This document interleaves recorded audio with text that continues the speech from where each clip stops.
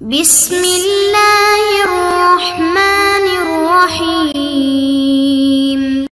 السلام علیکم معزز طلباء کرام، آپ سب کیسے ہیں؟ آج ہم تفسیر بیضاوی کے سبق نمبر 117 کو پڑھیں گے۔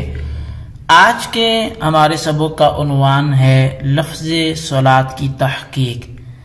آج کے سبق میں ہم گزشتہ درس میں پڑھی کی عبارت کی وضاحت کریں گے، لیکن آگے وَمِمَّا رَزَقْنَاهُمْ يُنْفِقُونَ کی عبارت بھی پڑھ لیتے ہیں اور آئندہ سبق میں پھر اس کی وضاحت کی طرف بڑھیں گے۔ تو سب سے پہلے ہم وَمِمَّا رَزَقْنَاهُمْ يُنْفِقُونَ سے عبارت اور اس کا ترجمہ کرتے ہیں، پھر لفظ صلاۃ کی تحقیق کی طرف بڑھتے ہیں۔ مصنف علیہ رحمہ لکھتے ہیں وَمِمَّا رَزَقْنَاهُمْ يُنْفِقُونَ الرِّزْقُ فِي اللُّغَةِ الْحَظُّ، اور اس میں سے وہ خرچ کرتے ہیں جو ہم نے انہیں رزق دیا۔ تو رزق لغوی معنی اس کا جو ہے وہ نصیب اور حصے کا ہے۔ قال اللہ تعالی وَتَجْعَلُونَ رِزْقَكُمْ أَنَّكُمْ تُكَذِّبُونَ، جیسے کہ اللہ تبارک و تعالی نے یہ ارشاد بھی فرمایا کہ وَتَجْعَلُونَ رِزْقَكُمْ أَنَّكُمْ تُكَذِّبُونَ، تو یہاں رزقکم سے مراد ای حظکم، یعنی کہ تم اپنا حصہ بناتے ہو۔ والعرف خصصه بتخصیص الشیء بالحیوان للانتفاع به وتمکینه منه، اور عرف نے رزق کے کسی شے کو ایک جاندار کے ساتھ خاص کر دینے اور اس جاندار کو شے سے نفع اندوز ہونے پر قدرت دے دینے کے معنی بیان کر کے اس کو خاص کر دیا۔ وَأَمَّا الْمُعْتَزِلَةُ لَمَّا اسْتَحَالُوا عَلَى اللَّهِ تَعَالَى أَن يُمَكِّنَ مِنَ الْحَرَامِ لِأَنَّهُ منع من الانتفاع به وامر بالزجر عنه قالوا الحرام ليس برزق، اور معتزلہ نے جب اللہ تعالیٰ کی طرف سے محال سمجھا کہ وہ حرام پر قدرت دے کیونکہ اس نے انتفاع بالحرام سے منع کیا ہے اور اس سے باز رہنے کا حکم دیا ہے، تو وہ کہہ اٹھے کہ حرام رزق نہیں ہے۔ الا ترى انه تعالى اسند الرزق ها هنا الى نفسه ايذانا بانهم ينفقون الحلال طلقا، کیا تم دیکھتے نہیں کہ اللہ تعالیٰ نے اس آیت میں رزق کی نسبت اپنی ذات کی طرف یہ بتلانے کے لیے کی ہے کہ وہ لوگ خالص حلال خرچ کرتے ہیں، اس لیے کہ فإن انفاق الحرام لا يجب المدح، کہ حرام کا خرچ کرنا موجب مدح اور لائق کے تعریف نہیں ہے۔ وذم المشرکین علی تحریم بعد ما رزقهم اللہ تعالی بقوله قل ارأیتم ما انزل اللہ لکم من رزق فجعلتم منه حراما وحلالا، اور مشرکین کی اس بات پر مذمت فرمائی کہ انہوں نے اللہ کے عطا کردہ رزق کو اپنے اوپر حرام کر لیا۔ ارشاد فرمایا کہ قل ارأیتم ما انزل اللہ لکم من الرزق فجعلتم منه حراما وحلالا۔ جی طلبہ کرام، یہ عبارت اور اس کا ترجمہ تھا۔ اب ہم بلا تاخیر گزشتہ جو صلاۃ کا لفظ تھا اس کی تحقیق کی طرف بڑھتے ہیں۔ تو مصنف علیہ رحمہ والصلاۃ فعلۃ من صلی سے وہ دوسری بحث یعنی لفظ صلاۃ کی تحقیق کو ذکر کر رہے ہیں، اور لفظ صلاۃ کے متعلق دو قول ہیں، اول قول جمہور کا ہے اور دوسرا علامہ زمخشری کا ہے۔ جمہور یہ کہتے ہیں کہ صلاۃ فعلتن کا وزن ہے، اس کی اصل جو ہے وہ فعلتن ہو تو پھر صلوتن ہوتی، واو متحرک ما قبل عرف صحیح ساکن، لہذا واو کی حرکت نقل کر کے ما قبل کو دے دی اور واو کو الف سے بدل دیا تو صلاتن ہو گیا۔ جس طرح کہ زکوٰۃ یہ فعلتن کا وزن اور اس کی اصل زکاتن تھی یعنی زکاوتن، تو اسی قاعدے کے مطابق زکوٰۃ ہو گیا، مگر ان دونوں کی تفخیم کی بنا پر واو کے ساتھ جو ہے وہ الف لکھا جاتا ہے تاکہ کتابت واو اس بات پر دلالت کرے کہ الف واو سے بدلا ہوا ہے۔ تفخیم کے معنی جو ہیں وہ تین معنی آتے ہیں، اول ترک امالہ، اور جو دوسرا ہے وہ یہ کہ اس کو پر پڑھنا لا کو، اور وجود امالہ، اور یہاں پر تیسرے معنی ہیں مراد ہیں، یعنی صلاۃ کے فتح کے لام کو اور زکوٰۃ کے فتح کاف کو وہ ضمہ کی طرف مائل کر کے پڑھنا، اور اس قسم کی تفخیم اسی وقت ہو سکتی ہے جبکہ فتح کے بعد الف جو ہے وہ منقلب عن الواو واقع ہو۔ اور یہ لفظ صلاۃ ماخوذ ہے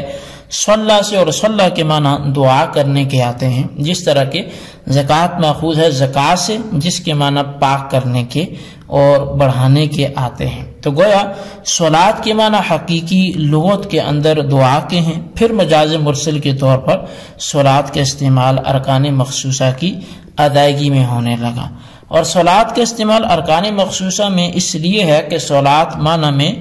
دعا کے ہے، اور دعا جز ہے ارکان مخصوصہ کا، پس جز بول کر کل مراد لیا گیا، اور اسی کو مجاز مرسل کہتے ہیں۔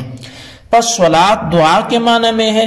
حقیقت لغویہ ہوگا یہ دعا کے معنی میں، اور ارکان مخصوصہ کی ادائیگی میں مجازی لغوی ہے، مگر اصطلاح شرع کے اعتبار سے صلاۃ کا استعمال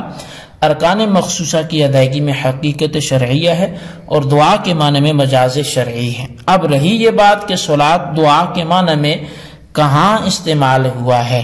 تو اس کے بہت سے مواقع ہیں، ان میں سے ایک موقع جو ہے وہ حدیث پاک بھی ہے، اذا دعا احدکم الی طعام فلیجب۔ تو اب یہ جو حدیث ہے جو طویل ہے، پھر آگے اگر تم روزے سے ہو تو پھر جو ہے اس کے بعد دعا کا فرمایا گیا کہ خیر و برکت کی دعا کر لو، یعنی جب تم کو کھانے کے لیے بلایا جائے تو تم بلانے والی کی بات کا جواب دے دو، یعنی اگر بحالت افطار ہو تو بلانے والے کے ساتھ بیٹھ کر کھانا کھا لو، اگر روزہ دار ہو تو فرمایا کہ پھر فلیصلی، تم کیا کرو، خیر و برکت کی دعا کرو۔ تو اب دیکھیں فلیصلی جو یہاں پہ لفظ ہے وہ فلیدعو کے معنی میں مستعمل ہے، تو اس کا مطلب ہے کہ یہ دعا کے لیے استعمال ہوتا ہے۔ دوسرا قول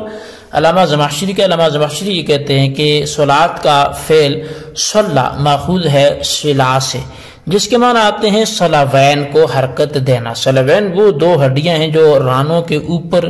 ہی کا حصہ ہی ہوتی ہیں، تو گویا صلاۃ کے معنی حقیقی لغت کے اندر تحریک صلاوین کے ہیں، پھر مجازن ارکان مخصوصہ کی ادائیگی کے معنی میں استعمال ہونے لگا، اور یہاں پر بھی مجاز مرسل ہوگا، اس لیے کہ تحریک صلاوین جو حالت ہے جز نماز یعنی رکوع و سجدہ کی بول کر کل صلاۃ کی ادائیگی مراد لی گئی، اور یہی مجاز مرسل ہے۔ لیکن علامہ زمخشری کے اس مسلک پر پھر ایک اعتراض وارد ہوتا ہے، اور وہ اعتراض یہ ہے کہ آپ کے بیان کے مطابق صلاۃ کے اصلی معنی یعنی تحریک صلاوین یہ منقول عنہ ہوئے، اور ارکان مخصوصہ کی ادائیگی منقول الیہ ہوئے، اور یہ لفظ اپنے معنی منقول الیہ کے درمیان شہرت کے ساتھ مستعمل ہوا، اسے حتیٰ کہ یہ مستعمل ہوا ہے تو حتیٰ کہ جب بھی صلاۃ کا لفظ بولا جاتا ہے تو فوراً ذہن اسی طرف منقول الیہ کی طرف مطلب منتقل ہوتا ہے، اور اس کے معنی منقول عنہ بالکل خفی اور غیر معروف ہے۔ بس غیر معروف سے ایک معروف و مشہور چیز کیسے منقول ہو سکتی ہے؟ اس کا قاضی صاحب نے جواب دیا ہے، جواب کا حاصل ہے کہ صلاۃ کا معنی منقول الیہ میں مشہور ہونا اور معنی منقول عنہ میں غیر مشہور ہونا منقول عنہ ہونے میں عیب نہیں پیدا کرتا، کیونکہ ہو سکتا ہے کہ نقل اس درجہ غالب آ گئی ہو کہ پہلے معنی بالکل ترک کر دیے گئے ہوں۔ صلاۃ کے معنی حقیقی و مجازی بیان کرنے کے بعد مصنف کہتے ہیں کہ داعی کو مصلی کہنا تشبیہ پر مبنی ہے،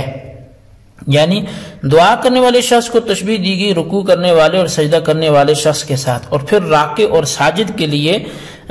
جو لفظ مصلی استعمال ہوتا ہے وہ داعی کے لیے استعمال ہونے لگا، اور وجہ شبہ خشوع اور خضوع ہے، یعنی جس طرح راکع خشوع اور خضوع کرتا ہے اسی طرح دعا کرنے والا شخص بھی بہت خشوع اور خضوع ظاہر کرتا ہے۔ تو گویا علامہ زمخشری کے بیان کے مطابق صلاۃ کے حقیقی معنی تحریک صلاوین کے ہوئے اور مجازی معنی ارکان مخصوصہ کی ادائیگی کے، اور پھر اسی معنی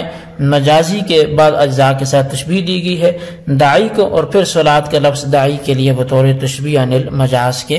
استعمال ہوا ہے۔ علامہ زمخشری اور جمہور مسلک میں فرق یہ ہے کہ مصلی کا استعمال داعی کے معنی میں جمہور کے نزدیک حقیقت ہے اور زمخشری کے نزدیک مجاز۔ قاضی صاحب نے زمخشری کے مسلک کو دوسرے درجے پر جو ہے وہ کہہ کر بیان کیا ہے، جس سے اس کے ضعف کی طرف اشارہ ہے، یعنی قلہ سے بیان کیا، اور وجہ ضعف جو ہے وہ یہ ہے کہ زمخشری نے فعل صلی کو مشتق مانا ہے لفظ صلا سے، جو معنی حدثی نہیں ہے بلکہ اس سے اسم ہے، پس ان کے مسئلے کے مطابق جو ہے وہ معنی حدثی کو مشتق منہ قرار دینا یہ لازم آتا ہے، حالانکہ مشتق منہ معنی حدثی ہوا کرتا ہے۔ اور دوسری وجہ ضعف یہ ہے کہ صلی کا ترجمہ انہوں نے تحریک و صلوین سے کیا ہے، حالانکہ صلی فعل ماضی باب تفعیل کا ہے، اور تفعیل کی صیغے کا تحریک کے معنی میں آنا یہ بہت ہی نادر ہے۔ جی طلبہ کرام، یہ تھی ہمارے آج کے سبق کی جو وضاحت تھی صلاۃ کی تحقیق کے حوالے سے۔ آپ بھی اس کے خلاصے کو اپنے رجسٹر پہ لکھیے گا، آئندہ انشاءاللہ ہم وَمِمَّا رَزَقْنَاهُمْ يُنْفِقُونَ کی وضاحت کریں گے۔ اللہ تبارک و تعالیٰ سے دعا ہے جو کچھ ہم نے پڑھا سنا سے یاد رکھنے کی توفیق نصیب فرمائے، آمین بجاہ النبی الامین صلی اللہ علیہ وسلم۔